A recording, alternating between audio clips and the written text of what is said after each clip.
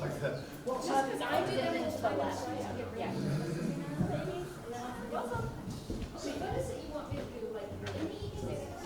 Anywhere you want, yeah. Whatever comes to mind, you know, it's pretty much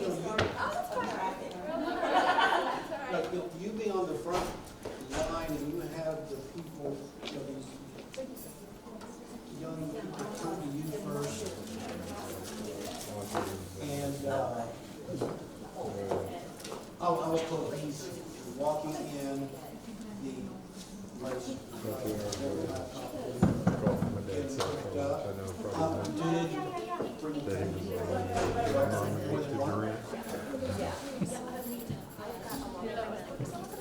perhaps you guys think we're going to be a little bit late getting started, but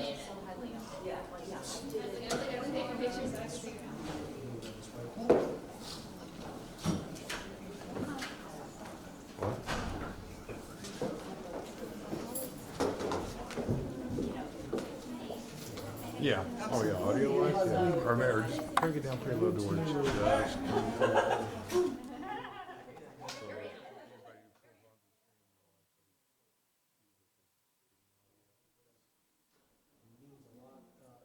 Hampton, you want to talk to the gentleman up there and that person who's writing with the wrong pen?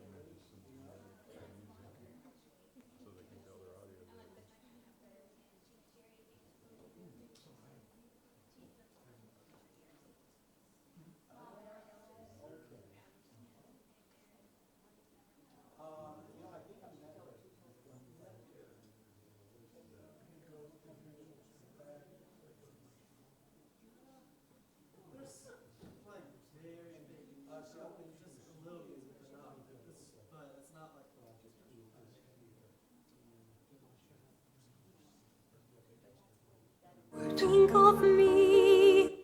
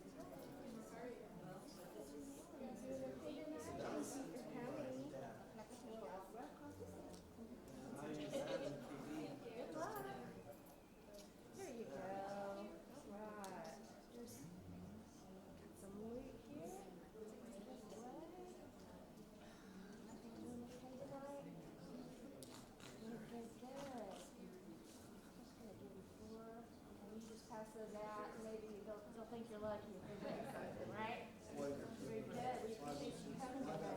Oh, yeah, what is everybody doing? Good, good. Oh, wait. Today's Ash Wednesday. No more fun. No more fun. Okay, guys, it's about 6:05. We're going to give our last doctor a little bit more time, and we anticipate being able to start between 10 after and 15 after. Appreciate your patience, of course, and we will get this on the road very shortly.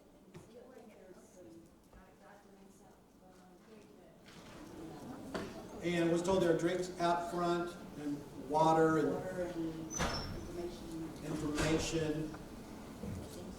But no more drinks. Okay.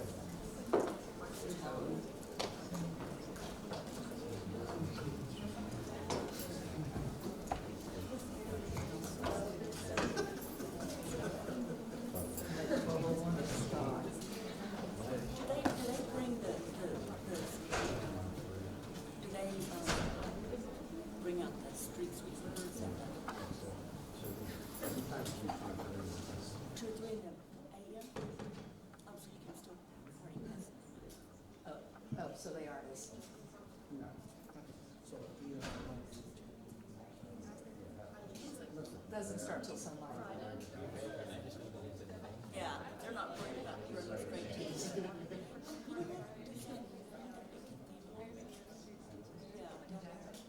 know.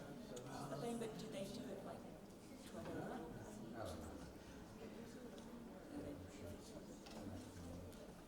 Yeah.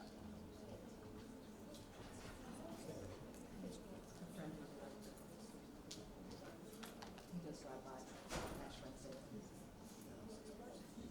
I did well, yeah. I went to,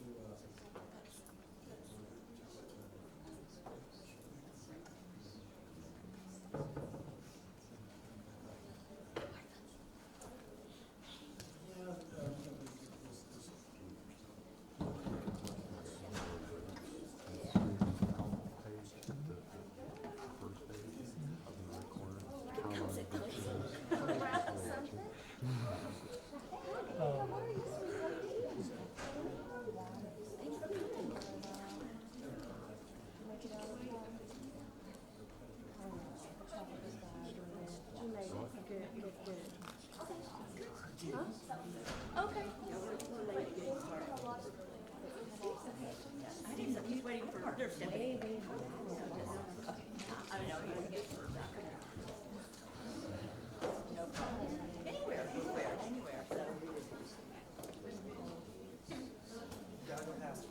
hello. I'm just gonna take a pen or something.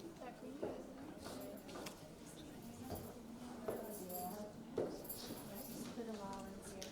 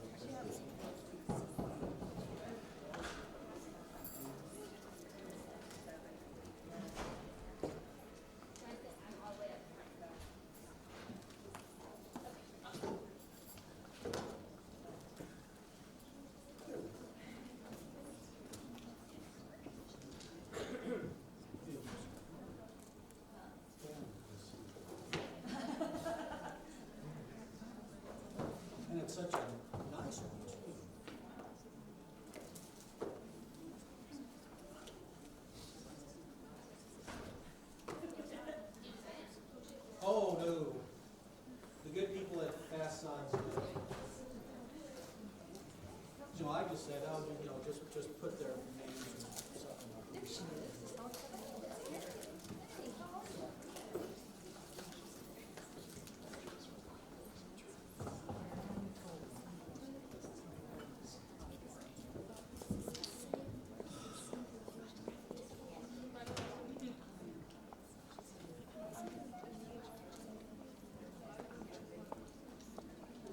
Alrighty, guys, well, I guess let's go ahead and get started. According to my watch, it's 6 o'clock in your nose, so. My name's Stephen Dunn, and I've been involved, I guess, in a unique way in the eating disorder industry for a few years, and through that time I've gotten to know these fabulous folks here to my left, and we will get to them here soon. But before we do, of course, I want to welcome everybody and thank you for being here, and thank you to those folks who are looking at this online. I know we have Amy Richards up in Chicago who has tuned in today. Hi. And now we also want to thank our principal sponsors. First, UTD for hosting us today. We can't thank you enough for the great place and publicity, and to be able to hold a forum like this, we really appreciate. And then we have the Project Heal North Texas chapter, which really just began. We think they will do some great things down the road. They're still in their infancy. And of course, then we have the Alyssa project. They have been around since 1999, and they have done a wonderful job saving the lives of hundreds of young men and women's lives, and they have made a difference in the past, and they still do to this day. Also want to thank those who have financially contributed to help this come about. Chris Sprague and Andrew Coney. There's also a Longhorn website that I belong to called shaggytexas.com. I put the call out to those. It's an incredibly irreverent site. You guys don't want to go there. But they stepped to the plate, and they have contributed as well, and thanks to all the men and women on that side. Mostly, though, thanks to the doctors here to my left, your right, who have given so much of their time, their dedication to the eating disorder community. So, for those of you who don't know me, might be wondering who in the heck I am. And, my daughter, our daughter, yes, mom's always involved. She was this vivacious, outgoing, fun-loving 23-year-old who'd been fighting an eating disorder for 7 years, and finally, October 30th, 2016, she lost that fight. In losing that fight, though, she has motivated her mom and me to make sure other moms and dads out there have more of a fighting chance, to give others the resources and hope and education and connections to save their lives or their kids' lives. And really, that's why we are here today. Most people, when you think of an eating disorder, you think of the, as I have been told, it's a rich little white girl's disease. We're finding out that it's becoming more and more prevalent. An eating disorder is an equal opportunity disease. It doesn't care what your sex is, or your age is, or your race is. All it cares about is one thing, and that's it wants to take your life. It wants to isolate you, take you away from your loved ones, but we're finding new ways to fight it, and that's really the exciting thing.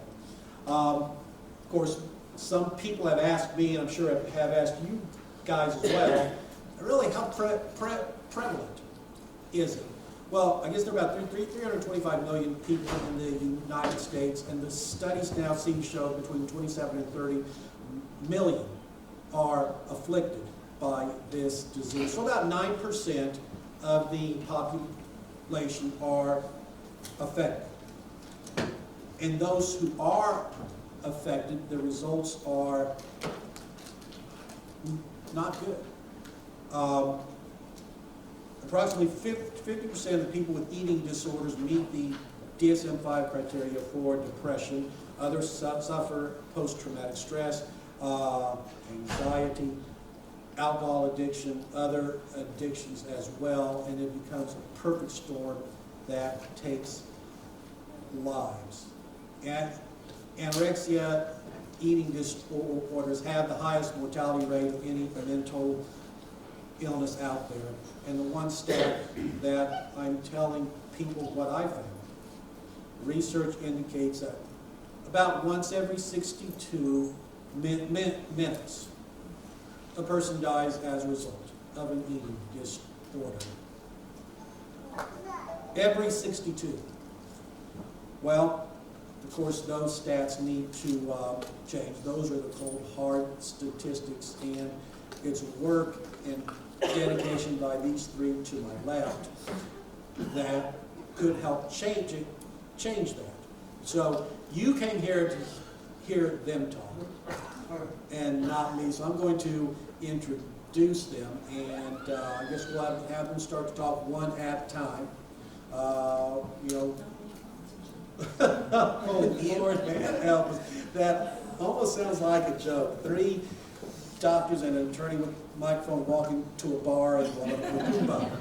So, to the very far left, we have Dr. Carrie McAdams. She is with UT Southwestern, is one of the foremost specialists in the brain as it pertains to eating disorders, and I'm so happy she's here with us. I think she's going to give a fabulous talk on the brain and how it's impacted by this. Next to her, we have Dr. Stephanie Setliff, who is currently the medical director of the Eating Recovery Center of Dallas, which is just up the street, so it's really not in Dallas, but she's got a rich history of being involved in the eating disorder industry for about 20 years now. And then to my immediate left is Dr. Dana Rubin Reamer. And we have known her. She used to live right next door to us about 20 years ago, and she survived that and didn't call the cops on us, except for maybe once or twice. She is one of the co-founders, and I think I saw her other co-founder, Dr. Sugarman.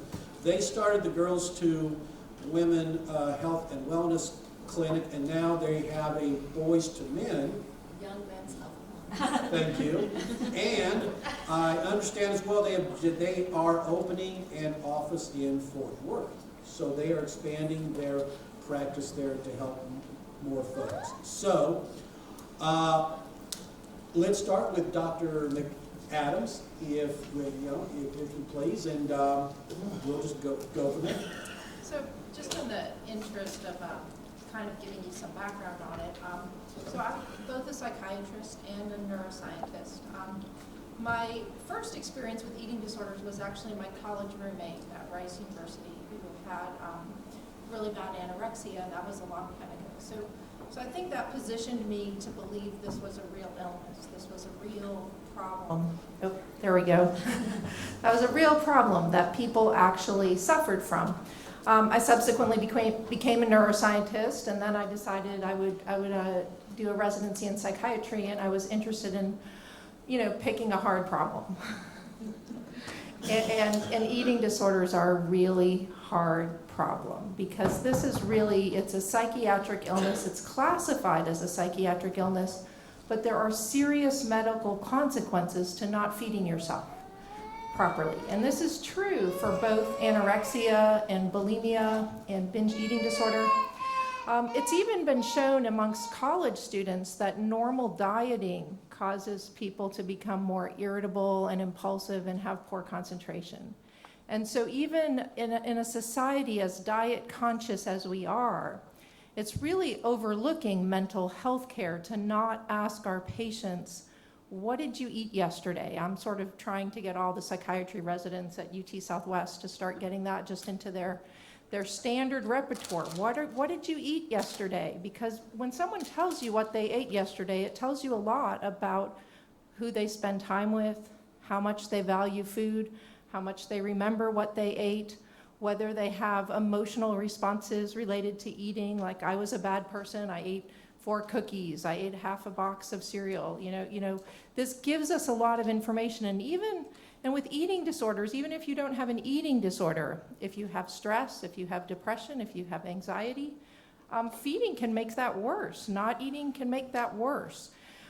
So my research program really focuses on understanding how these continued altered patterns of eating really get reflected in changes in how people think. And so my research really focuses on understanding who you are, understanding who other people are. And we found that there are changes in the brain when people have this. And the other thing that's sort of different when you work with eating disorders compared to, say, depression, like people don't want to be sad. They know they're depressed. They know, I'm coming to a doctor because I'm sad, but they don't necessarily come to see us because they think they have a problem with eating, but they may have a problem with eating that then creates the sadness or the anxiety or, the obsessive compulsive behaviors that start to permeate their life. And the most important thing with treatment of eating disorders is it's better to treat it earlier, because the longer you live in that illness, the more these kinds of thoughts become normal, and it becomes normal to not eat lunch or to, only eat every other day, or to only eat after you exercise, or to purge if you eat a normal dinner. And so it really takes a whole team to treat an eating disorder once it's entrenched, because with the illness, what it appears to be normal, because that's what's happened every day for so many years before people necessarily jump into getting treatment, becomes really hard to treat. These pathways in the brain change, and they stop recognizing that they have a choice. And I think this is where we have so much trouble getting people the appropriate treatment at the right time, is that people that haven't worked with people with eating disorders think eating is a choice. I can decide I'm not going to eat any more dessert the rest of this week. That's not going to give me an eating disorder. I can make that decision. It would be a choice to say I don't feel like eating those cookies. But with the illness, these are not choices. These behaviors become entrenched. That cookie has been associated with being a good person, and the choices get lost. And they stay lost because the person is starving and they can't learn anything different, or they're not eating enough food to rewire their brain to think differently. And so really one of the disservices that we have in treating eating disorders is that it's classified as this psychiatric illness that causes so much physiological damage to the body that the patients aren't in a free choice place. And overcoming that stigma and finding ways to support people so that they can maintain their meal plan and they can find ways to function is really critical for treatment of this illness. What we see, what I see when we look at the brain, one of the focuses of my research has been to understand how the brain changes when people recover from eating disorders. And so one of the studies that we completed in the last year or so was looking at the brains of people that had succeeded in recovery, and by that we define that as 2 years of being recovered compared to people that were just coming out of a treatment program. So not acutely starving, but just sort of newly recovered. And the interesting thing was that we found a lot of changes in the parts of the brain that are involved in what's called the salience network involved in decision making. And they use these areas differently than both healthy people and people that were recently sick. And that was kind of a surprise because you normally think, oh, they're recovered, they're back to normal, they're going to be exactly the same as our healthy controls. But to maintain that life that they had of recovery, they actually had to change how they thought about themselves in relation to other people. They had to undergo this transformation. Now, these same kinds of transformations we think are probably associated with recovery from depression, with processes of therapy, and things like that. But it wasn't related to what they thought about eating. It was related to what they thought about who they were, and who their friends were, and how their friends thought about them. So I'm going to stop here and let Dr. Setliff take on sort of how we actually treat the illness, because although I do treat some patients, my focus is really on understanding these larger groups of them and doing the research with the patients, and some more of the individual aspects of treatment and what we have to do to individualize that. And a lot of it is being a really persuasive person, and Dr. Setliff is a really persuasive person. Great, thank you. Hi there, how are you? I'm a clinician who lives a little bit in awe of the neuroscience that Dr. McAdams does and what she discovers and really impacts how we do our clinical work. I'm a clinician first, foremost, always, and will be. So when I get referrals actually from people like Dr. Reamer, and Dr. McAdams' cutting edge work kind of tells me what I want to try to work on, really, in a way.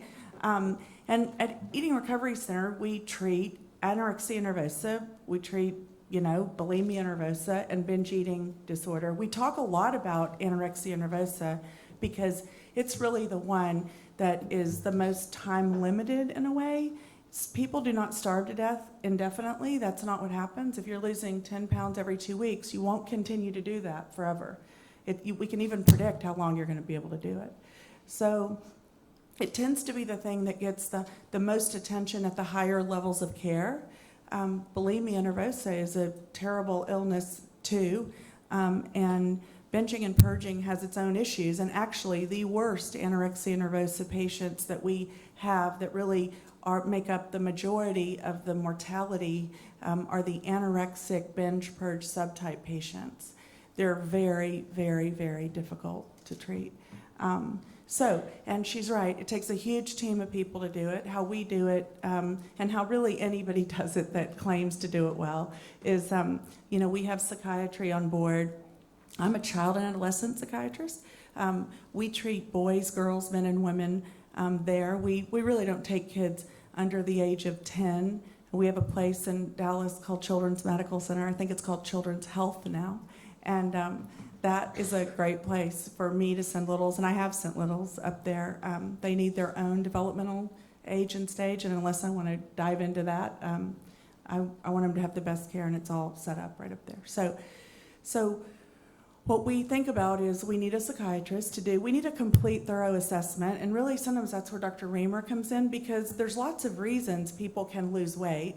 And so I'm just going to kind of focus on anorexia a little bit, but there's a lot of reasons people can lose weight, and there's a lot of reasons people can start vomiting, right? I mean, there's a lot of reasons that people can have loose stools or constipation besides laxative abuse. There really are. And I'm not smart enough to figure all that out. So I have people like her who take thorough looks, do big $1 million workups if they need to, but a lot of times good clinicians can elicit the diagnosis by the history. There isn't really a test for it, so there's no test like a blood test that you can say, oh yeah, she has anorexia. So when we get them, we usually have thorough medical assessments done, but not always. And if so, we have a medical doctor who immediately takes care of that and picks up on anything that we need to take care of urgently. We have a psychologist who does the family work and the individual therapy, and dietitians who are really important, and other staff that work with them all the time. And then, of course, in the inpatient and residential levels of care, we have nurses round the clock, as well as people who help the nurses. So we we do a thorough assessment, and then we decide what level of care they're going to be in. And I thought I would just tell you a little bit about how we think about that. How we think about it is that if somebody is really doing okay, they tell their parents, or not, and I'm a child psychiatrist, so I kind of think in terms of children and adolescents, but obviously even I've had 32-year-old women, I just admitted one yesterday, who just told her parents that she has an eating disorder, and we admitted her. But people go tell somebody they love that they have one, and if they've had no treatment and they don't have a lot of medical problems, then we wind up trying them sometimes in an outpatient level of care. We give them a referral for a doctor, a psychiatrist on the outside, a good therapist, a good dietitian who can take care of people. I mean, you guys do a lot of outpatient work here for people with eating disorders. And we tend to circle back to them because by the 4th, 5th, 6th outpatient visit, if things are getting markedly worse, we tend to think about, okay, wait a minute, maybe we'll support them in something called an intensive outpatient level of care. That's 3 hours a day, 3 days a week. And then we'll support that with the therapy and the dietitians. But if that isn't enough, or we think something's happening too quickly, that's too worrisome, we'll put them in what is almost residential treatment. It's 11 hours a day, 7 days a week. But they go home and sleep in their own bed. Or we have apartments. We have people that come from all over different states. So we have apartments that they can live in while they're here. But if we don't think we can, if they're doing okay during the night, we'll stick with partial as long as they're 80%, maybe above, maybe 85 or 90% of their ideal expected. But we also do residential levels of care. And then believe it or not, we do inpatient. And inpatient tends to be people that are so fragile in their illness. They can have very low heart rates. They can have things that are you wouldn't necessarily associate with being life-threatening, but and linked to eating disorders like rectal prolapse or heart damage. They can have so many things wrong with their kidneys and their liver, and we have to have 24-hour nursing care to manage that, and we have doctors that take care of them every single day. Now, residential tends to be a little bit more of a behavior problem, so their illness is very bad and their behaviors are bad, but their health, their physical health, their ability to stay alive in the next several days isn't being compromised quite as much. So that kind of tells you maybe how we think about the levels of care. We run them all there. And for me, I think about it very simply. If somebody is willing and able to get help, then for me that's a green light and it's a go, go, go, and it's outpatient. If people are willing and not able, and able is kind of a definition of, sometimes it's brain maturation, your frontal cortex is really fully online. She can tell you more about it than me, but here's what I know about it. Your frontal cortex, where you can really listen and make decisions and do really meaningful treatment and have success in it, it's about 25 years old. And I don't have to go through all the data with you, because let me tell you who's gone through all the data and they believe it. Oh, look, this is funny. Susan Sugarman points at Carrie McAdams. This is funny. Yes, it's her too. But it's the car rental companies. The car rental companies rent to people at the age of 25, right? They know. They want their cars back. They're not getting it back at 21. They know they're not. So they all rent cars at 25. So at 25, people come online and they're really able to make use of talk therapy. But younger than that, we really think about families.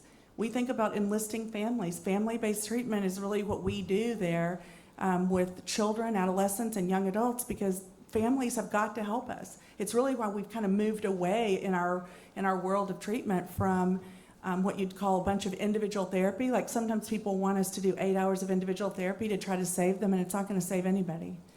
It never saved anybody. And so we do family-based treatment. We enlist the families. These guys know we beg the families to come and help us. And if they don't have an immediate family, we hunt for people that we can make into family, friends, people that they know from church. We don't care. We just need a family. And then not willing and able. Not willing is going to go to a higher level of care, right? So not willing, and then there's not willing and not able, and those people are going to go to higher levels of care. So it's just a little bit of a nutshell. There's all kinds of things that we do. We use medication to help them. Starvation and depression look a lot alike. So when somebody is very underweight, we don't immediately assume they're depressed. Now, we can kind of assume that they're anxious because I've really never met anybody with an eating disorder that didn't have a high level of anxiety. Maybe it exists somewhere in some other stratosphere, but not anybody I know. And then we treat other things that go with it. So we have to treat depression or anxiety or OCD. If we have to kind of try to help people with trauma, it's complicated, but just know that what we want more than anything is for you guys to learn about eating disorders, and if there's loved ones or people around you that you feel like have them, we want you to not be afraid to tell them that you are there to support them and that you're worried that they have an eating disorder, because the higher levels of care take so much longer to get better. But in those lower levels of care, outpatient and even intensive outpatient, there's really a pretty quick turnaround compared to residential and inpatient. So that's it in a nutshell. But so I get a lot of referrals from this one right here. She trusts me, and I'm honored by that trust. These guys know that. So they do these workups and call me, and she'll tell you about it, how they figure out really what's going on. So, lots about, whoops. I know, I'll help you. So both of these amazing women have already mentioned and alluded to a lot of things I'm going to talk about, but I'm a primary care physician.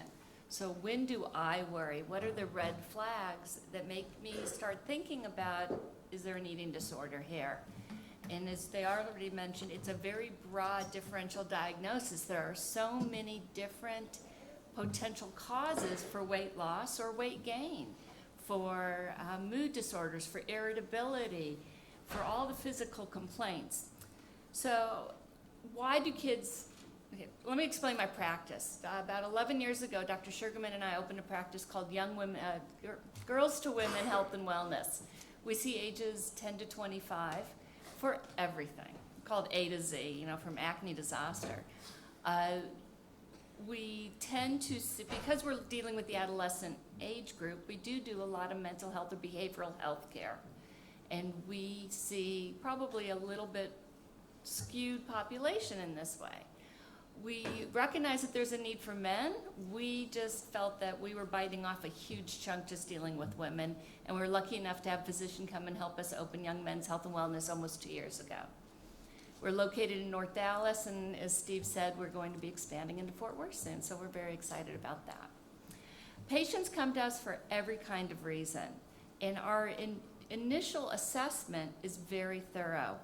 We do a very big health and wellness assessment, from everything from safety and internet use to exercise and how many servings of calcium somebody has.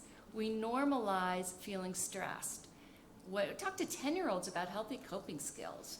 Isn't that kind of a sad commentary in our society?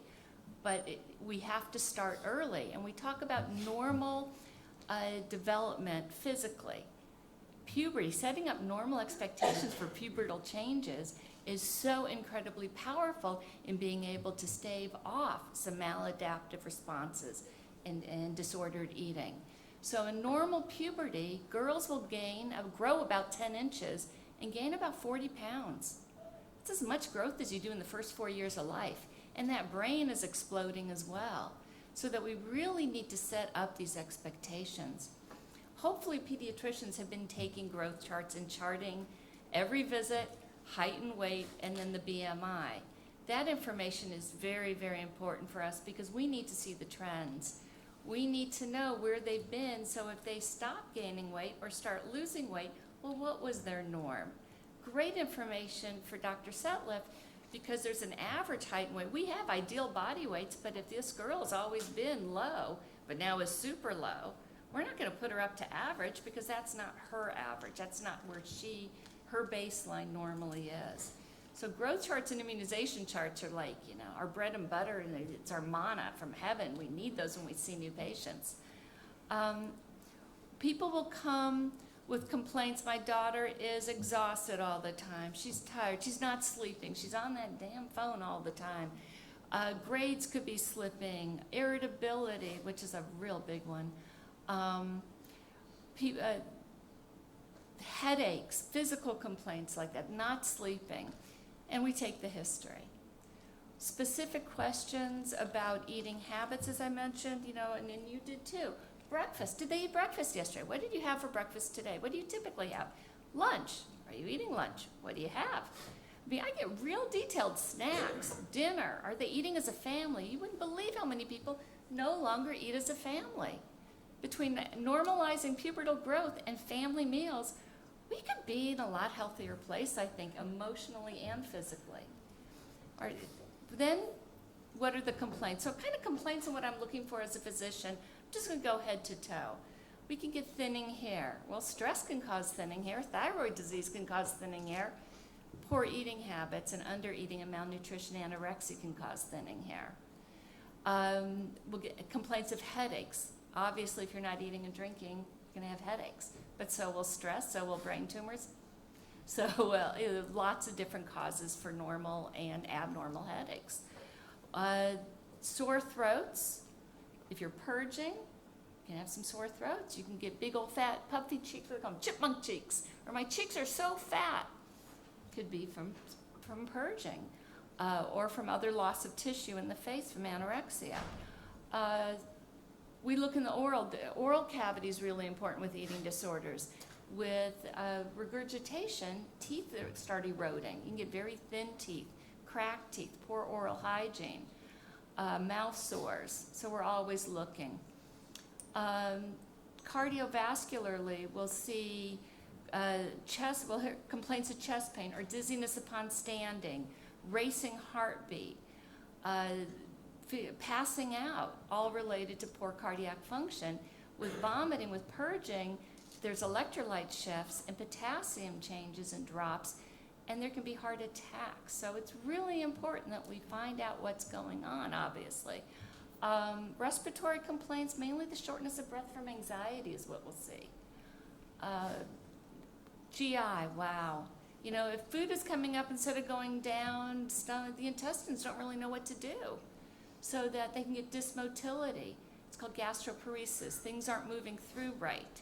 So that a lot of bloating after eating. Constipation. The colon's job is to hold poop and absorb all that water. If you're dehydrated, it wants all that water.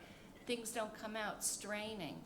If rectal prolapse is an extreme result of straining and constipation.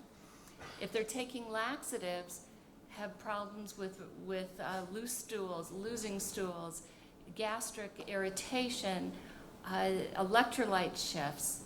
Lots of things are going on here, as you can see. Other ulcers, abdominal pain. When you lose body fat, there's nerves that are actually along the spine that can get entrapped, and it can be extraordinarily painful. And because it's the lack of body fat there, the SMA. Loss of muscle mass, weakness of muscles, subcutaneous fat gone. Some of you saw pictures of Morgan up there, and you could just see her stick legs and just no muscle mass, no body fat.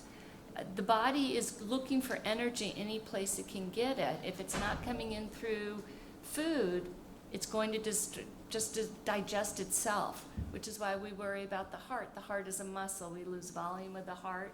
We lose function of the heart. All the body fat. Hormones are made out of fat. If we don't have fat coming in, our brain is lined with fat. Brains and nerves need fat. If we're not getting it in our diet, it's being used up, and therefore there's further dysfunction. Bones. You know, estrogen is a really good thing for women, and it helps us in so many ways, including building our bones. Periods are a vital sign. When we have patients come in, we're doing all kinds of vital signs. We're looking not only at their weight and their height, and by the way, we have them pee first for weights, typically strip them down to their undies in private to get a true weight, at least what we hope is a true weight, our best effort. We look at heart rates. We look at heart rates laying down and standing up and what's happening with the shift. We look at blood pressures the same way. We're looking at urine concentration. All this is really important to seeing the dynamics and the hemostability of a patient, and can they stay an outpatient versus needing hospitalization.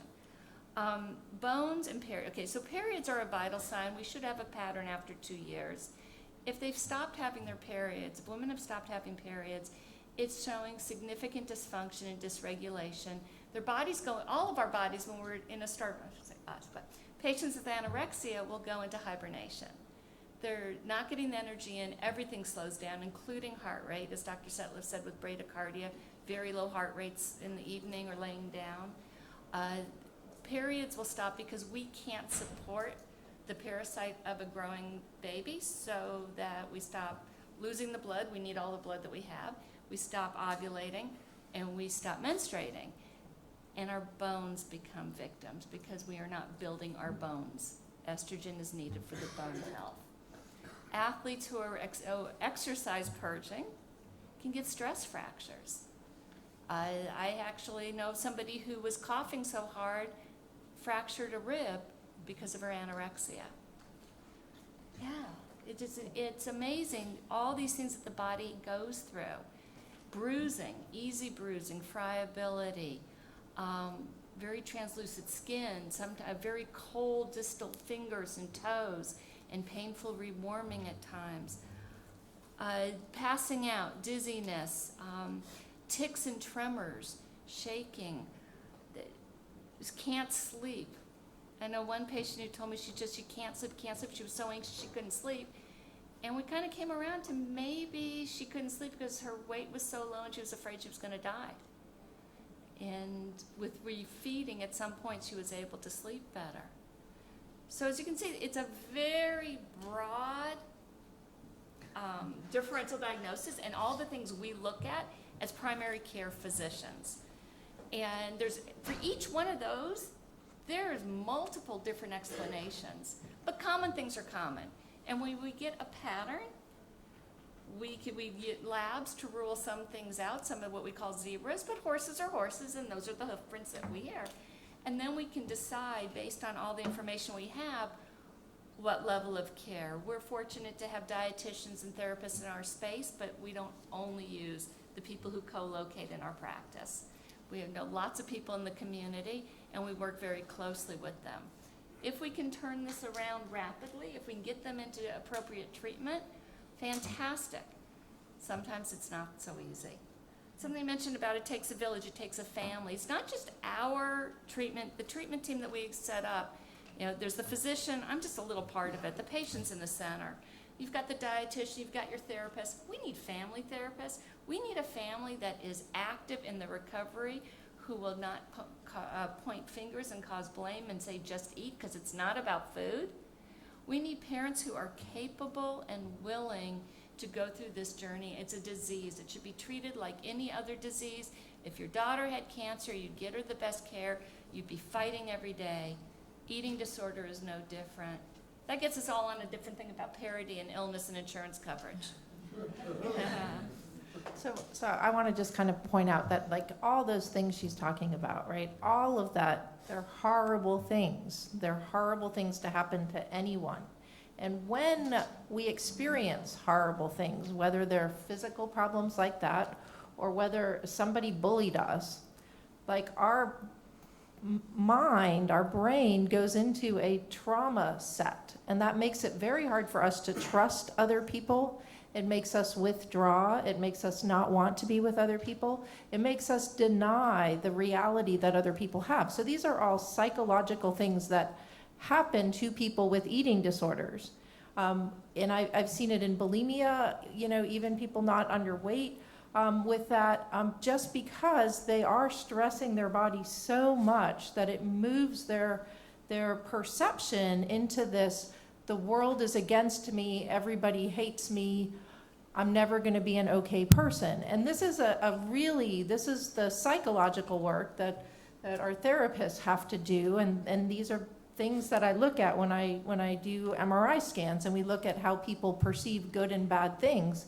But the problem here is that when you love someone and they're refusing your help, it's incredibly painful, and it's really hard. And so it's really important to take home that they can't see it differently. They can't see it differently. This is why you need that family, you need that village, you need other people. Everybody needs to be on the same page to defeat this, because one person giving into the eating disorder can just make that person think, all those other people are wrong. I really can just eat kale. Like, You know, so this is where it gets so hard, and it's such a hard illness because it's really hard to love people that are refusing our help, right? It's really hard when it seems simple to us. They should just eat this perfectly good plate of food that seems simple, but in the head, because of the medical starvation and the trauma and all of these neural changes, and then in the kids, there's this issue with, yes, you need fat to make the car rental place at 25. Like if you weren't eating any fat until you were, in that puberty period, then those areas of the brain don't appear to get myelinated. And so you stay in that adolescent brain state even as an adult, because it's the hormones, it's the fat that you're consuming that enables you to actually make it into adulthood. Dr. Beck, along those lines, is that comparable to, you hear when an alcoholic or a drug addicted person is caught up in their addiction, that their brain, that they basically stop emotionally developing about that age? Is that basically the same? It's very similar, yeah. It really, the ability, like that emotional development stuff involves a give and take process. And when you're only arguing with the eating disorder and you're not interested in anything else, so it just takes away this whole, these generations of women just get stunted, and it's beautiful to see the ones that recover. Yeah. The ones that recover and can't remember why they used to be so focused on it, but everyone I've talked to that's recovered really recognizes how distorted their perceptions were during the illness. And I think that's an important thing, but our legal system doesn't necessarily, they look fine. They think it looks like they're making choices. It's not like it's dementia and we can say, hey, they're not going to be able to make decisions for themselves. It's very rare that we're able to get, to say they're not making adequate decisions, that they need to have all this extra help. And it's only when they're really, really sick. But even in these early stages of the illness, these decision-making, if it's based on, the real data, these people really are trying to help us, they don't feel it. Those feelings don't get there. Along those lines, you talked about recovery. Let's talk a little bit about hope. You guys have heard the dark side of this and what it does. Let's talk about hope a little bit. Let's say you have a 14 or 15-year-old for the first time, and he or she's in Children's for the first time for 6 weeks, and they are about to come out. Can you talk about what type of specific program you would have them involved with, including, you mentioned family-based therapy. Now, does that mean both mom and dad come with their son or daughter and receive joint counseling, and then their child might have some counseling by themselves? Just, could you go into the specifics a little bit more and tell us what that looks like? Okay, just to piggyback what Dr. McAdams said, for me, I always have to remind, during family days, once a month we do a whole day of educating families. We bring families in from wherever they are, from wherever out of town, and we give talks all day to them. And one of the things that I'm always talking about is that, by definition, mental illness is people who have lost perspective. People who can't see, they're not hearing things the way we hear them. And the thing that's the challenge for us is that when people have a compound fracture of their leg, when they're going through cancer, chemotherapy treatments, they look sick, and they have a physical thing, a cast, that makes it so that you never, ever, ever forget that they're sick, that they're suffering. But in our patient population, they actually just look really bright, they're attractive, they're brilliant, they're fun, they're clever, and they have the whole world ahead of them. And so sometimes it's really hard to remember that they're much sicker than they look, and they need an incredible amount of help and support, and they need it for a long time. So for us, how I think about the family-based treatment, or when people are inpatient, they really can't do very much work. They're refeeding and they're resting, and they're refeeding and they're resting and they're resting and they're refeeding. And so, and the doctors and the nurses are taking care of them all the time. What we do with the families then is we do a lot of education and a lot of supporting of the family. So just a lot of psychoed, and whether it's a husband and somebody's parents, or just the parents and maybe siblings of somebody who's 14. Then in residential, we do continue psychoed, but we start preparing the families for a much more intense interaction with their child or their loved one, because as they move to the partial hospital program, where they're going to be in treatment all day, but they're going to be sleeping at home or wherever home is. We have a family apartment, so like a parent can come. I mean, sometimes parents just have to work, right? It's not real that both parents can come for 2 months to another state. So sometimes we have like a parent and a child, and then, on one side, and a parent and a child on another side in the apartments. But if they're whether they're there or whether they're living at home, a big ramp up happens in terms of what we need from the family. We want to educate them. We want them to eat a lot with their child or their loved one. We want them to go home, and we teach them how to support their loved one, because sometimes the words that you think about intuitively to support people in other situations does not support people with eating disorders. Like, gosh, you are looking so much better. So healthy. You look so healthy. You've got so much more color. There's only one way that can really be meant in our patient population, which is that I'm really getting fat. I mean, I can't trust these people. I'm really getting fat. So we teach them how to support them. We also teach, though, our patients how to ask for the support and how to tell the loved ones what they need. So it's really a very interactive sort of point at that moment. And we do spend a lot of time with the families. So the families then are much more, that family-based treatment that you're talking about, the families are up there a whole lot more. They're cooking with their child. They're cooking with other families that are in treatment with their child. They're having group family meals. They're going on outings to restaurants, all eating together. And then we're even doing family education at that point about 4 days a week, with a multi-family group on Sundays that's a couple of hours long, that's run by therapists and kind of targeting that family interaction and family education. As you move out, doesn't it make sense that the sicker people are, the less real family contact they're having, and then as they move on, it gets really intense because we're always returning your loved one to you. We're not keeping them. Sometimes we feel like we wish we could, because everybody is so, one of the coolest things about taking care of patient populations that we get to take care of is that they're so fabulous. It's fabulous families. It's awesome patients. We're very lucky that we get to do it. We know it. That's really, for us, family-based treatment is just bringing the family in as the patient gets closer and closer to moving out back into their lives. And the piece that's so hard is the families want to be, they're just so ready to be done, really. I mean, they're so ready.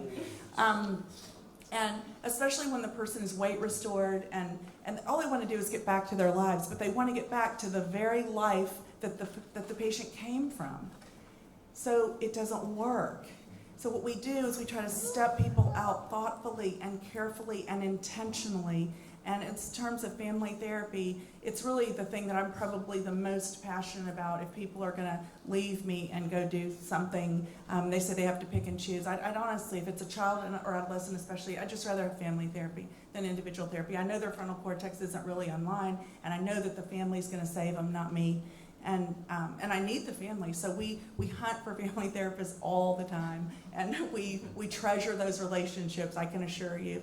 And then we recommend that for at least 6 months to a year, that people stay very intentional with what they pick to do, how they think about what they're going to do, knowing that our patient population, no matter how bright and cool they are, no matter how much they're going to change the world, if they can be recovered, in that first year, they need to be very carefully loved and helped and supported, and they need to be safe from themselves too. They need to not be allowed to go right back into the life that made them, somehow get so sick. So something was overwhelming to them, something bad happened. It doesn't matter what it is, but it's really just about staying the course and realizing this is really where I'm so Debbie Downer with people, but I really feel so hopeful about it if they'll just do it. Really, if we have to weight restore people, the weight restoration is the easiest thing that's going to happen in the process, which is just a whipping for people to hear, I'll say. But the real work is when they go back out into the community and back with their loved ones and then really try to reintegrate and re-enter their lives. But it's so important they re-enter their lives. The people that we can't help are the people that don't have a life to go back to. So we're really big on families and family therapy, I'll say. Okay, so for example, when you say you should sit down and eat with them, what are some of the things you should talk about and not talk about as you eat? Well, I mean, one of the things, what we think about and we help and educate families about is that usually the last meal they had with you wasn't that pleasant. There was probably fighting. Sometimes there was like physical force being used trying to get people to eat. None of that works, but that's what was happening. Yelling, screaming, very high expressed emotion. So we educate the families on how important it is for the person to feel not looked at and watched, you know, like they're under a petri glass, like they're somehow the person that we're all just going to watch take the bite, you know. That doesn't help them. I know it's shocking, but it doesn't help them. What does help them is for them to have a list of things that they are going to talk about. Or in our case, we teach these games that are, one of them I'm just laughing because it's called Contact, and everybody under like 30 learns it in about 5 seconds. It took me 20 years to learn it. I learned it last October, and I'm happy to play with anybody anytime right now. but we have, you know, so we teach everybody how to have fun at meals because they're just not used to having fun at meals anymore. And we definitely help, we try to take the pressure really off the families and tell them that at least when you're in the treatment with us, you're not the food police. You were, but you're not anymore. You're just going to let us know what went well, what didn't go well. They're going to let us know what went well and didn't go well from their perspective, and then we're going to unpack it, and we're going to work with it, and we're going to keep sending them home and keep working and keep believing that they can do it because we know they can. I want to just kind of add here that as in general, I like to think of the people in the eating disorder that are kind of stuck. Most of the time they're thinking about eating or food or what they look like. And that's not a pleasant, none of those are ever going to be really pleasant topics. I mean, you know, maybe you can think about like some brunch or, you know, a special party. But in general, for people with eating disorders, anything else is worth thinking about. So thinking about pets, dogs, you know, where they're going to go on vacation, you know, things like that. And not if it has a bathing suit associated no with bathing it. suits. No, And not about school and grades and right. So it's all the hard. stressors. So it's hard. It's hard to find these topics, right? And I mean, especially with some of, like, I work mostly with adults, and with those adult patients that don't have much, right? Like, what have we done? I have had patients that have started, you know, every day, you know, they watch, you know, a 30-minute episode of How I Met My Mother, you know, when they eat by themselves, or they watch TV and talk on the phone about the series when they're eating with, you know, if they're like in college or something, and they keep a contact because they have to have a social contact, and so and something to talk about that's not the food or something else, and so finding, you know, a TV series, like I've had people marathon through 24. Oh, it's so awesome. Right. For like a whole year. It was like, you know, on Sunday nights I get contact with my mom, and this is something we can talk about because we can talk about this show or something. And so finding something that's not going to feel guilty, because in general we feel a lot more guilt. Our patients have a lot of guilt, they have a lot of shame, and they have a lot of shame that they're not, you know, much further along in their life, that the eating disorder has derailed them, you know, at some point. And so there's a lot of shame about those kinds of things. And when you talk to your family, when they're like, when are you going to take that next class, you know, or how are we going to get you to finish college, right? Those are really stressful conversations. And so being able to learn how to enjoy life and be normal and not in that illness all the time. And so this is where food is not a topic, and so games, but talking so that you're distracted from the food is really beneficial. And so it's this hard mix of finding a way to eat with someone else without worrying about what you're eating the whole time. But it takes a lot of work.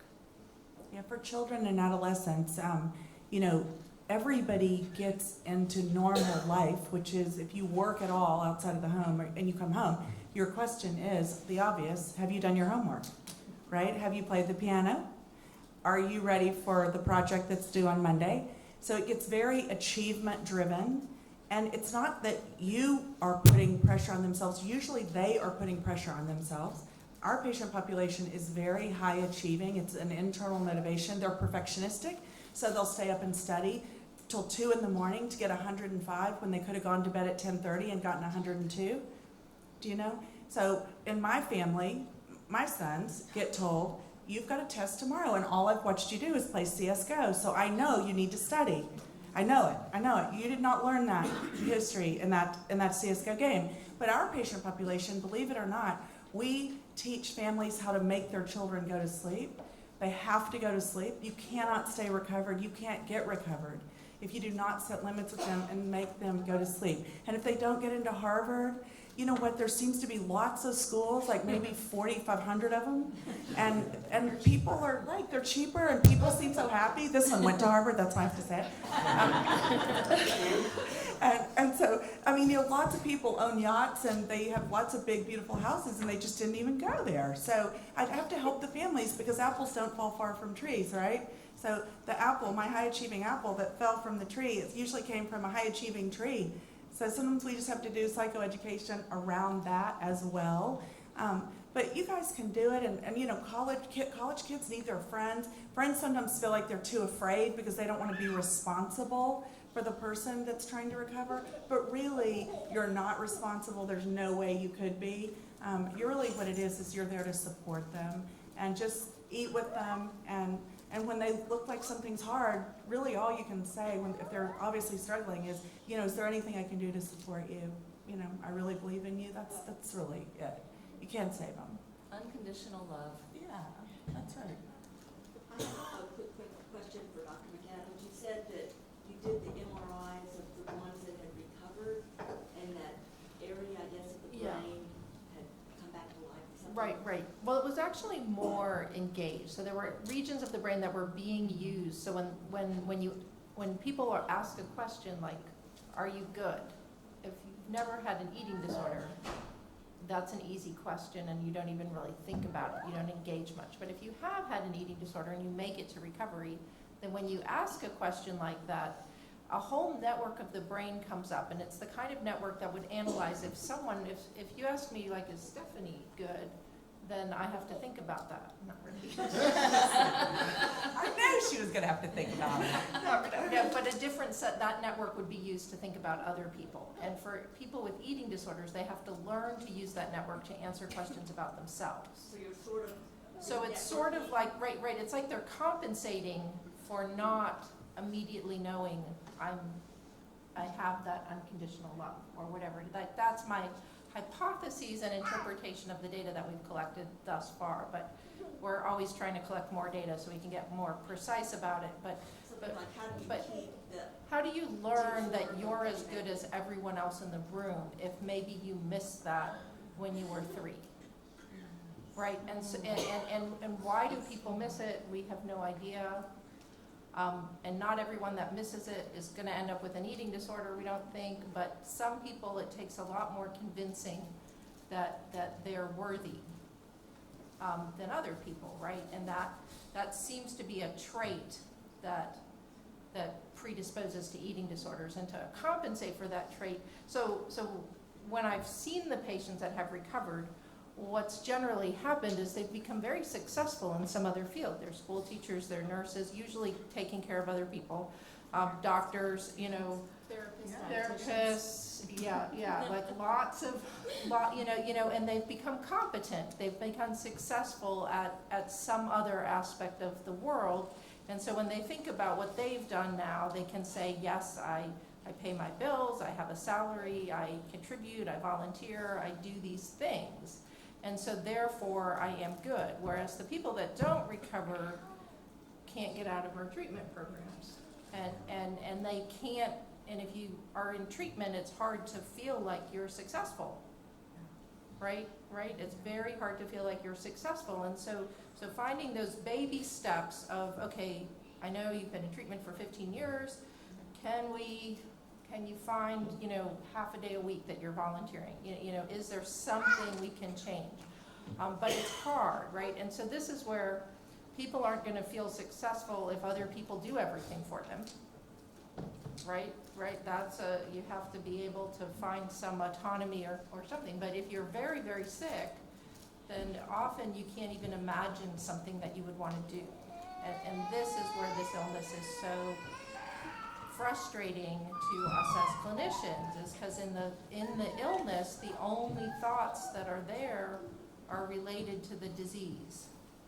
And getting past that, takes something, and I can't give it. No, it's true, and they're vulnerable to things that we maybe would take for granted with a different temperament. So most of them, anything new, whether it's going to be really good or not really, or kind of scary or anxiety provoking, is really, it's frightening. It's a fear-based anxiety. So they want to go out with the guy. I talk all the time to these college kids, and so it's kind of on my mind. But I want to go out with this guy. I think he likes me. I don't think I'm going to go out with him. I think he's going to break up with me. So I'm like, okay, wait. I felt we were talking about coffee. You know what I mean? Like, we're not, don't wear your veil. But there's so much fear in that. I want to work at this place. I do want to work at this place. I feel like I could work there. It's a perfect non-career job for me to be practicing my semester off. But what if they don't hire me? I don't know if I'm going to apply there.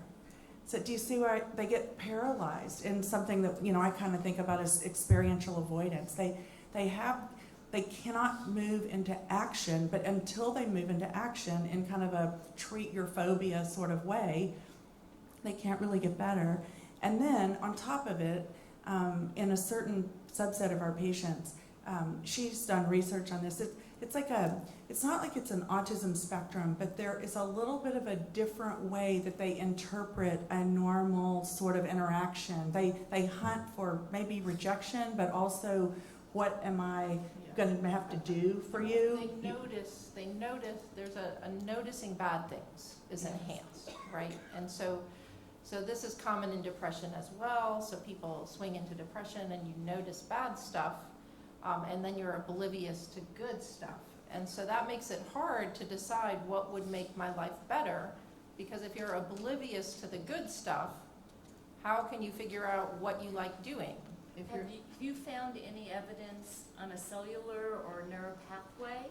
Well, we found just that the regions of the brain that are involved in noticing these good and bad things, so we have good and bad things happen to the people just winning more or less money, basically, and it's just the areas of the brain that are responsive. So healthy people tend to have these areas that are very responsive when good things happen. And what does that do for our life? Well, that tells me a good thing happened. I should hang out with Stephanie more, right? Yeah. Right. Yeah. But if you're not noticing those good things, then you don't know, Stephanie's the person to hang out with. Yeah. And not this other person. I think I am. I'm actually fine. But this is how we choose. Like every day in our life, we make choices about who to spend time with, who to go to people, and it's related to sort of having positive things. And this gets us down to these really basic neural pathways that are well known to be hijacked in addictions and depression, and just the ability to experience joy, right? The ability to have pleasure from anything. Those pathways really do get shut off when you starve. They get shut off in depression, they get shut off in addiction, they get turned off when you starve. And so that's part of why there becomes this social obliviousness as well, because the pathways that tell you what's good may not be as responsive. And this is true, and this is the same for eating. Eating food is supposed to be a good feeling, and it's not in eating disorders, and that's work that other people have done in this field. And so that ability to figure out what's good and what's bad gets really distorted in the eating disorder. And that extends into, it probably multiplies into every aspect of their life, which is why this becomes pervasive. Now, does it overcome? Yes, the recovered patients get better at noticing this stuff, but it's an interesting thing. We don't have all the data for it, but it looks like probably they have to think about it, right? So that the time course. So we're trying to do some new studies to nail down so a healthy person maybe immediately notices this was nice. A person that's recovered might take 150 milliseconds before that part of their brain starts to activate. And we don't have all of that data nailed down yet. We're propose some new studies to figure that out, to get this understanding of how does this circuit. But that's a learning process, and that's the kind of thing that people can learn when they go to therapy. When they go to therapy and they review, and even when they're doing fine, if you're slightly less observant, like in autism, of social interactions that might be beneficial to you and ones that might be negative, that's the kind of thing that a therapist can work on. They can go over, okay, you've got 3 friends, let's talk about what it was like when you were with this friend versus that friend, which was the better friend, which was the person that really worked out. And this is a long process. I mean, it could even be a lifelong process. I mean, most of my patients that are recovered I don't see very often, but they do like to check in and just kind of go over, I'm thinking about this or this, let me try and figure out if I'm looking at it the right way. And so that's helpful, right? Those kinds of things are helpful. They're not a sign of weakness or a failure. It's a sign of, I'm trying to figure out how to optimally get through life. And ideally, people, because of this work, they find people that are able to support them and are able to help them with these kinds of questions. And that can lead to the recovery process as well. Oh, now, along those lines, we have a question from someone who's watching this, and they asked, let's say if you're a student here at UTD, can you still get treatment realistically and stay in school? What if, that they're enrolled full-time, they're taking 12 to 15 hours, and they're struggling still? Are they mutually exclusive, or what can be done for them? It just depends, it depends. It's usually 15 to 18 hours. Yeah, Our group goes big or goes home.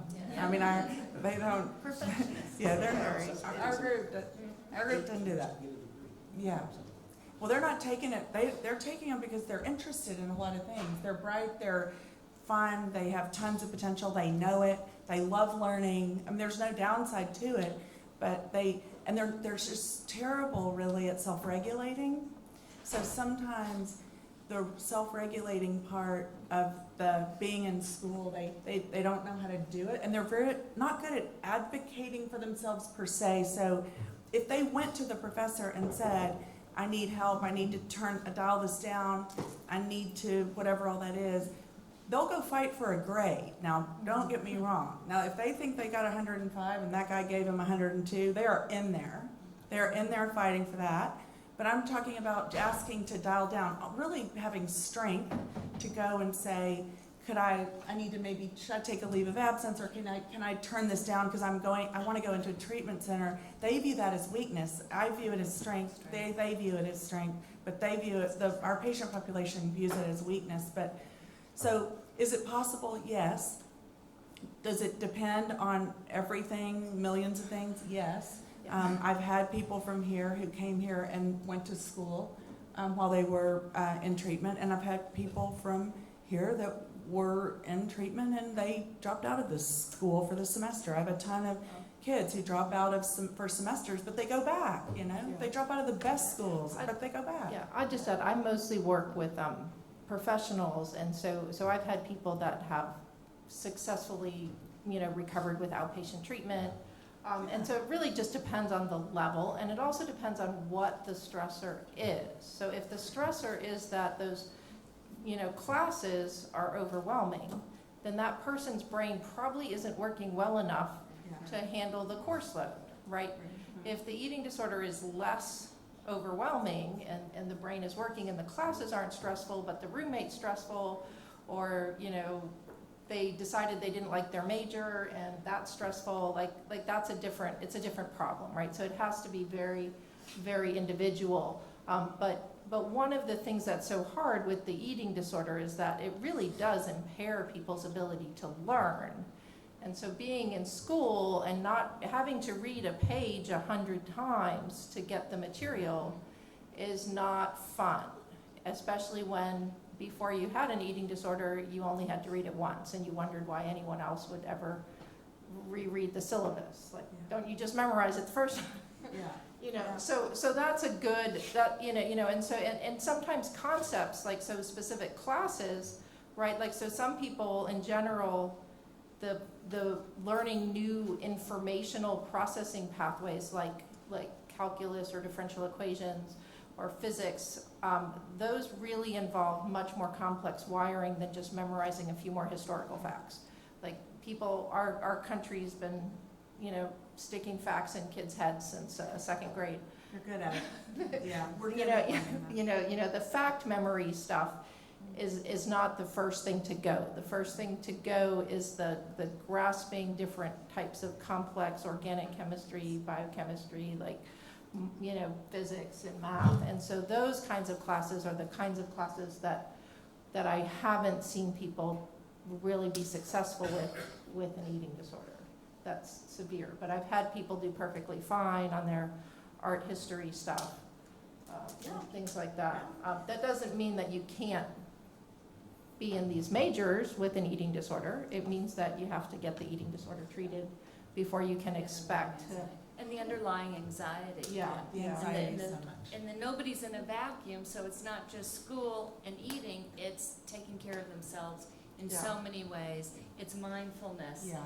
It's exercise in a healthy way to be able to handle stress. It's just normal stress management tools and reteaching them rather than food or not food. And just, most college kids have disordered eating. I mean, that think they have eating disorders. You know what I mean? Disordered eating is more common on campuses than eating disorders per se. What do you mean by that? What is disordered eating? Well, I mean, if it just, depends. But if you talk about a college appetite of, if my two sons were in college, they would eat a lot of Chick-fil-A and Lay's potato chips and Oreos. But that's not really, that is disordered in any way, and drink beer. And so that's disordered, but our group just tends to start, wanting to be healthy, not having time to eat, not feeling like eating.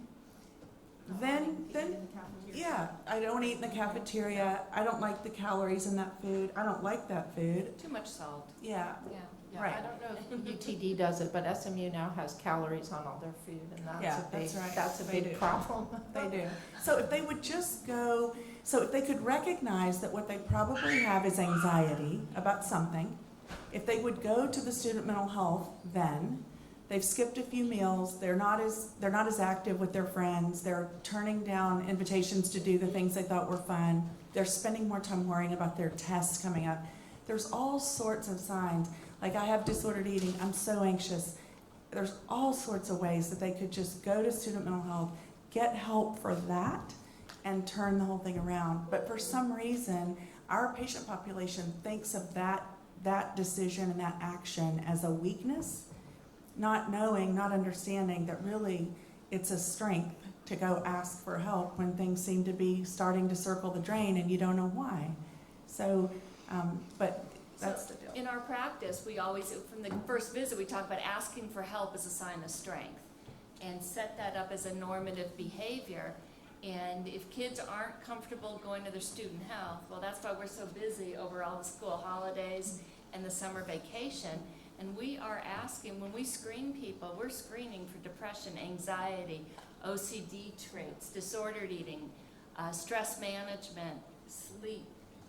I mean, another thing that you see a lot is that, the just 5-hour energies all day and then a big binge meal at night. And there's a lot of college students that do this and don't really have an eating disorder. They're not thinking about food all the time. Their self-worth isn't tied to it. We wouldn't call that an eating disorder, but it's not a healthy lifestyle either.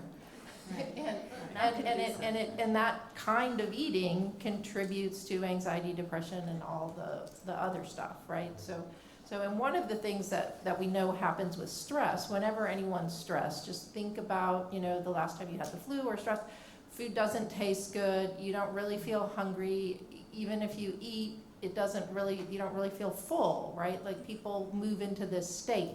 So that lack of I don't feel like eating, is kind of an anxiety sign. Like I don't want to eat my stress hormone's too high. Nothing really tastes good. I'm just going to force myself to eat. That's not an eating disorder. That's a normal biological response to stress. But if the stress is there 24/7 for 3 months, or the whole time you enter college, or the whole time you start taking some class in some major, or get some roommate or abusive relationship, that's a long time. People start losing weight and it turns into an eating disorder. And so monitoring, there's not enough curriculum in our elementary schools and middle schools and high schools about stress management, about what to expect when you're stressed. And it's very different for kids before hormones too. The hormones just throw a whole different level of stress management on top of this. And but these are all normal biological changes, and if people know about them, then they're less likely to be overwhelmed by them. Couldn't agree more. Health? I have a question.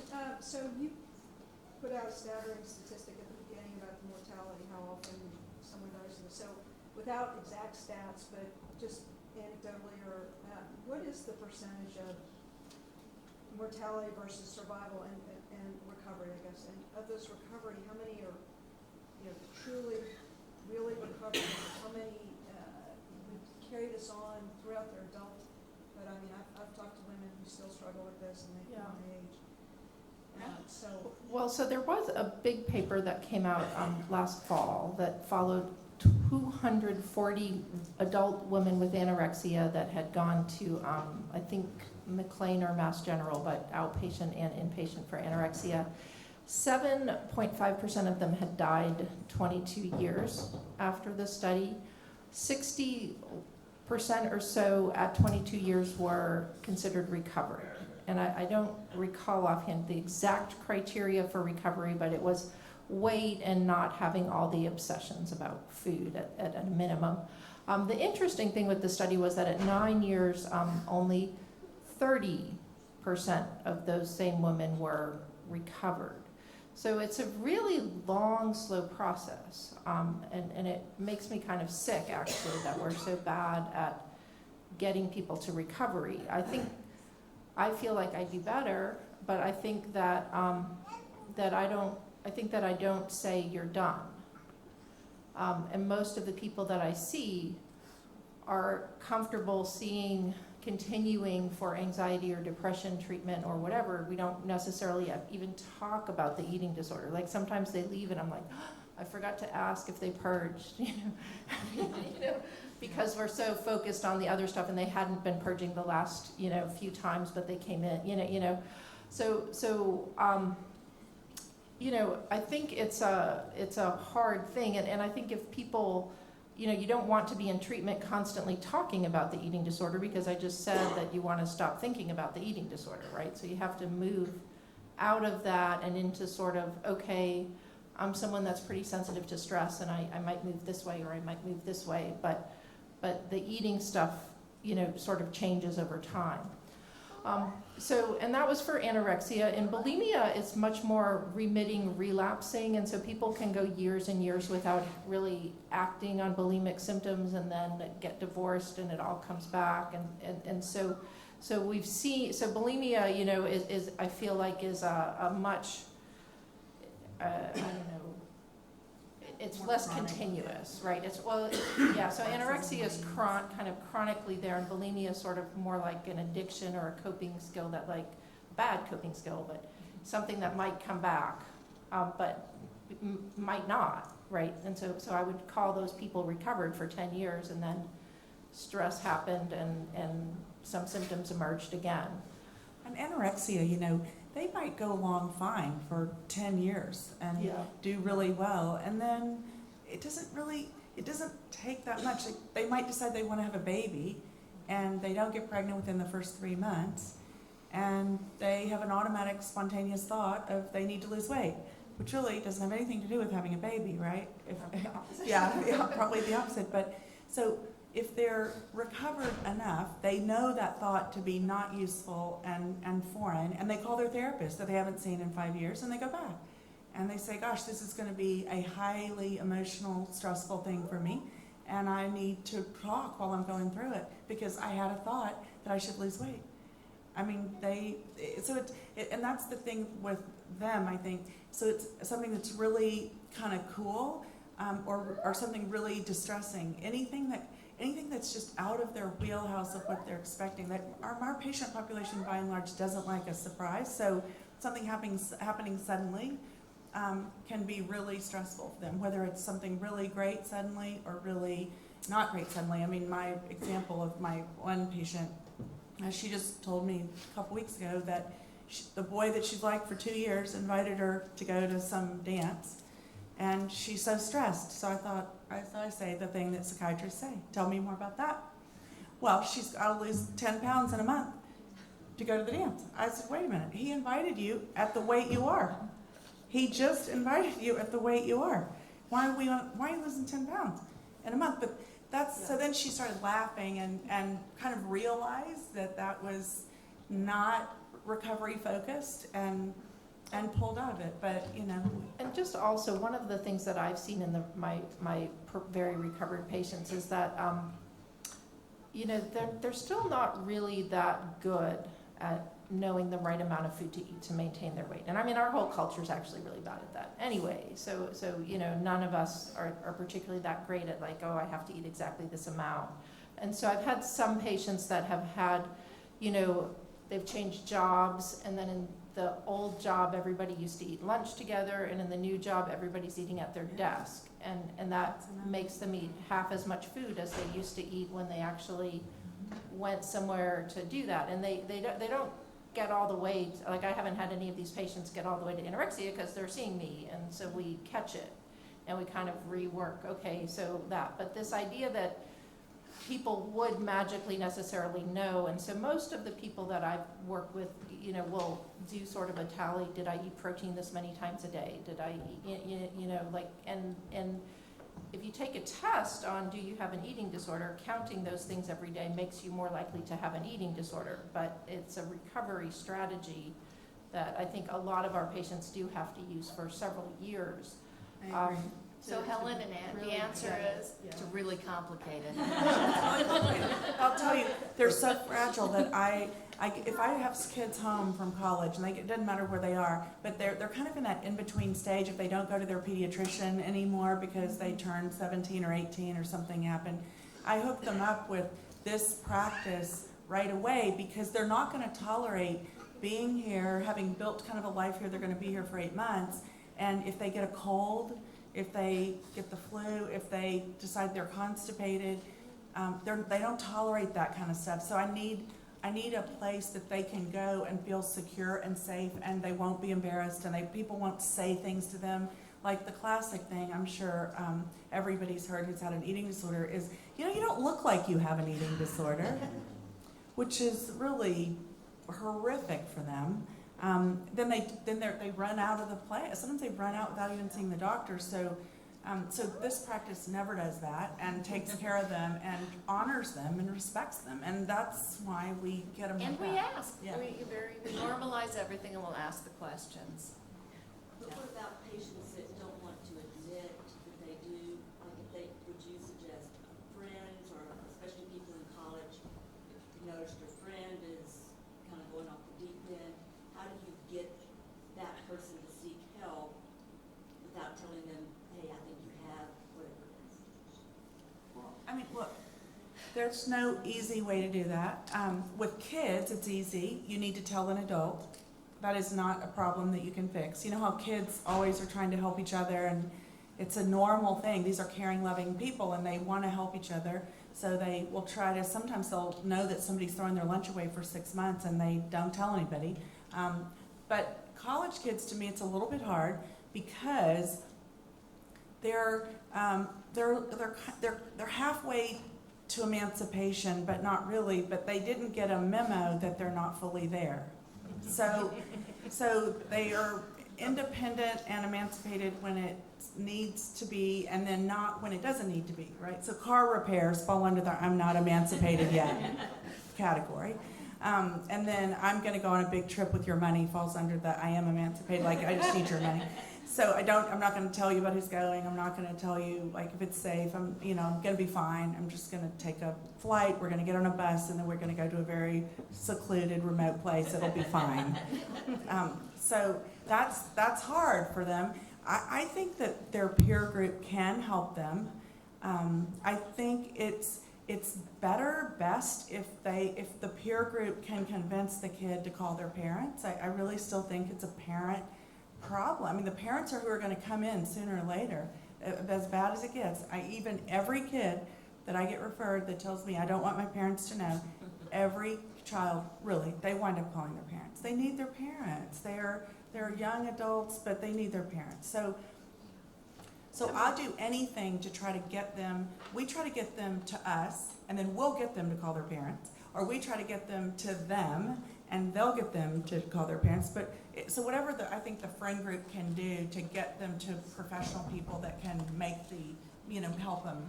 And I think most college campuses are very aware in the Student Health Center and that there are services on campus. Yeah. There are some school, I don't know if it's all schools, but that there's anonymous reporting. I'm worried about this student, or for her, his function isn't normal.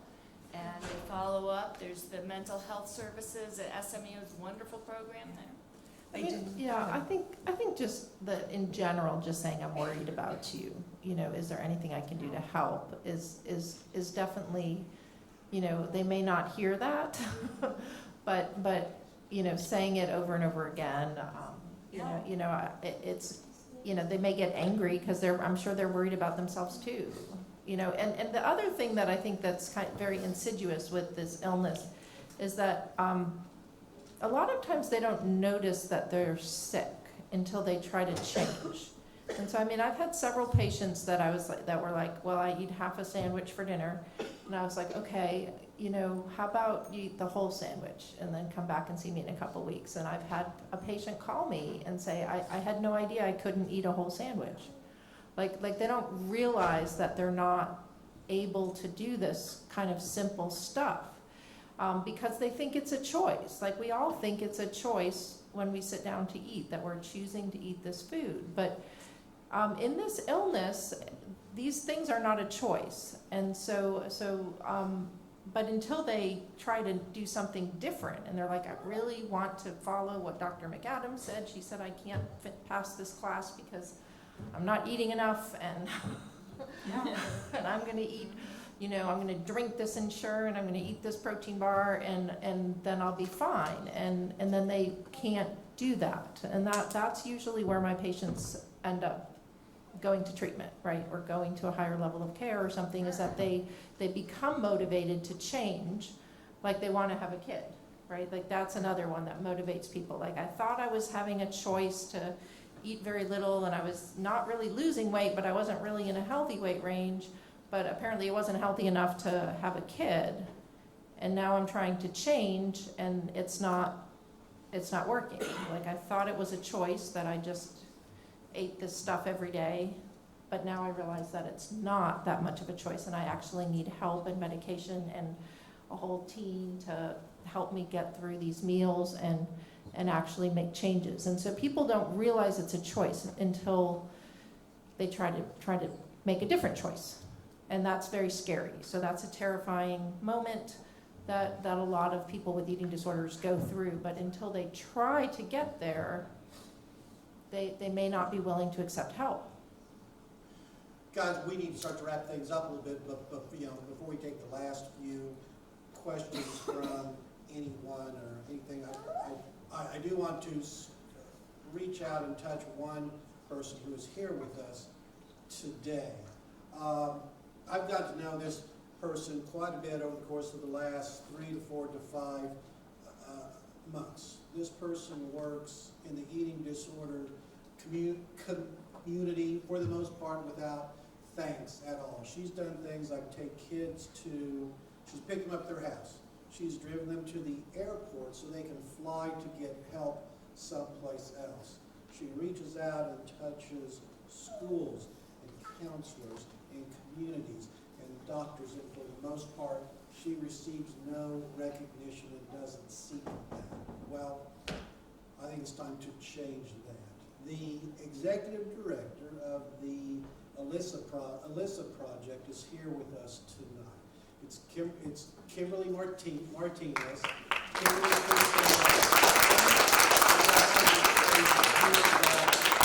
I have grown to admire her. She has done for the last years what I hope to do, and that's save lives.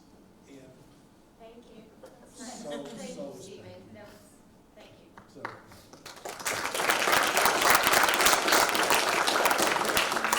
Do we have any more questions for our group? The gentleman, the hideous neon yellow I shirt. did this so you wouldn't miss me. When I was So, if I break a bone in my leg, set my leg, bone heals, I'm good. From a neurological standpoint, are we getting there with eating disorders where, hey, we've got a genetic marker, or hey, it looks something like alcoholism, or it looks something like this? So, because when you hear the stats, it sounds pretty ominous. It doesn't sound like there's a lot there. We talked about, oh, hey, we can make it better, but I haven't heard anybody say, hey, so it's this. If you do this, it's done. There are 2 or 3 genes that have been identified. I mean, there have been a couple genes that have been identified. Yeah, so, I mean, so it is it's very complicated. So I think all of mental illness stuff is very complicated because it's a combination of the physiology, the brain, the behavior. It's a combination of what your predisposition are, right? So we're understanding the traits that predispose. We're understanding how they're amplified by the illnesses themselves. Like those are the perpetuating factors.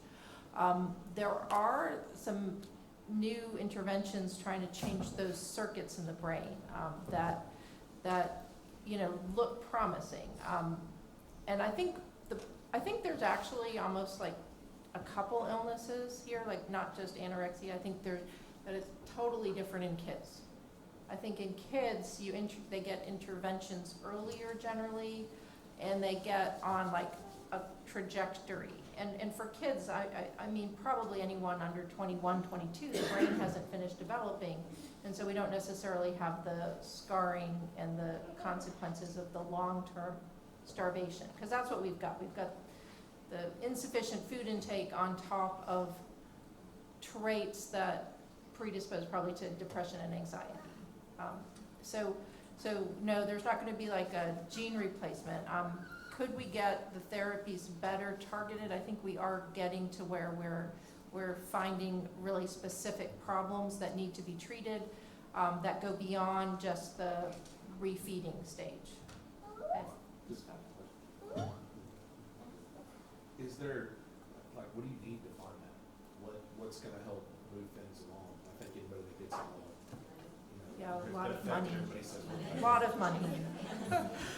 No, I mean, people, and I mean, people participating in research studies, right? So that's a big one. So we're cautiously optimistic we will have a new study starting this summer. Money for the research projects. Yeah, money for the research project, to do the research, to look at it, and then the more people that participate. So like in schizophrenia research, they had some major breakthroughs that kind of came only after they got like 20,000 people in these studies, right? And so it takes a lot to really target the pathways out.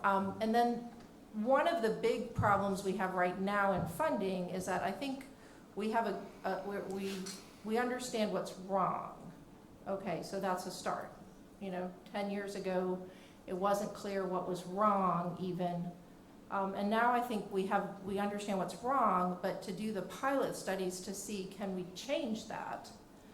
Though, that's where we're stuck right now, finding funding to do interventions that are targeting the kinds of stuff that we found is a big jump for the research. And there's really very few organizations that provide any funding at all for these kinds of novel things, and getting money for the NIMH, which has been the traditional thing, has become exponentially harder in my lifetime. One last question. Let's say you're a person who desperately needs help, but your insurance is lapsed and you can't afford, the $500 an hour you charge and the $1,000 you charge and the $700. What help is out there? Is there any help out there for the people who need to see someone? So, I mean, I think that there is a lot that in, like, the outpatient family therapy stuff is probably not as expensive, right? And so really getting those initial assessments on what needs to be done, and then going through that, right? And so I've seen patients be very successful that have been very sick and have not actually entered the eating disorder units, the residential programs and things like that, but have instead had more of, grandma flies in and sits and things like that. And so if there's a village that can sort of help, I think that can work. Obviously depends on how medically severe. Typically, really severe medical stuff is covered. If you show up at the ER, they will stabilize you to some degree and get you, so you're not going to die that day, hopefully. But getting that process set up. There are some training programs in the area that provide lower cost therapy services too, that are sort of trainees in family therapy. At UT Southwestern, they train family therapists and psychologists and psychiatrists, and so there are sort of options to get lower cost outpatient therapy, getting the inpatient stuff, and then there's scholarship programs that the Elisa Project helps with, and things like that. It's very hard. It's very hard.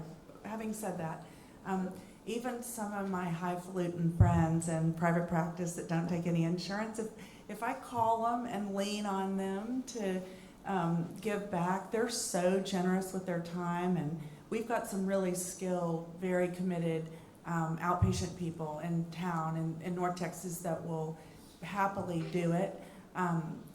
Happily take a pro bono case if we present compelling evidence or compelling reasons about why I want them to. We all just work together. It's a small world, and if Kim doesn't know what to do and somebody's called her at the Elisa Project, then she might call us at the Eating Recovery Center, and we might try to help. I mean, it goes back both ways. If we get a call, because our assessments are free, so anybody can call, and we're not gonna abandon people. We're gonna try to find something for them, and so we will all work together. We'll call Presby, we'll call wherever we need to call to try to get people places, and we do get people places. I mean, it is hard, yes. It is hard. I think that there's a paucity of therapists that take insurance, and that becomes a problem, because so much of this in treatment is going to be therapeutic and in counseling. So we struggle quite a bit, and we're always trying to keep our networks growing and open of who takes insurance. We as a medical practice take almost every insurance and find that from the get-go it's really, really important to be able to provide quality care. I think one of the other holes in getting treatment is the dietitians are seldom covered by insurance. Like, I've not had has anyone ever? Diabetes type 1. That's it. That's all. I think that's the only thing they ever cover. So that's a and real it's challenge. imperative when eating disorders. Yeah, Linda. I was just going to say Children's Medical Center takes all patients regardless of their ability. That's right. Yeah, that's right. And the only place that takes Medicaid in the state of Texas. Exactly. Yes. We are very happy to provide those services to all children And under age 18. And that goes up to age 18? Ages 5 to 17 for inpatient, and when they turn 18, they go to an adult facility. Fortunate. Are there any other questions for these three great doctors up here? And again, thank you guys so much. For Thank you. Thanks for having us. We appreciate it. Thank you.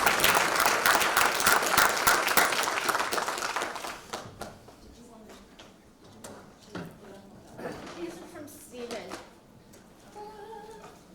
Special gifts for you guys.